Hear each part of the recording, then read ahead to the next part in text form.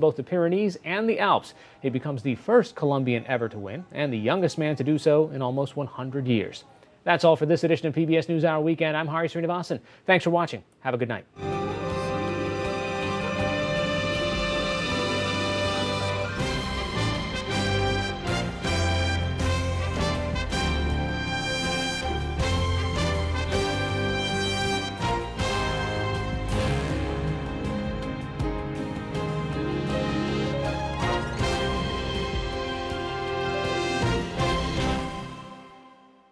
PBS NewsHour Weekend is made possible by Bernard and Irene Schwartz, Sue and Edgar Wackenheim III, the Cheryl and Philip Milstein family, the JPB Foundation, Rosalind P. Walter, in memory of George O'Neill, Barbara Hope Zuckerberg.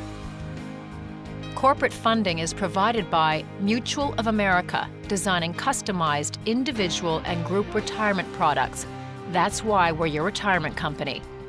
Additional support has been provided by the Corporation for Public Broadcasting, a private corporation funded by the American people, and by contributions to your PBS station from viewers like you. Thank you.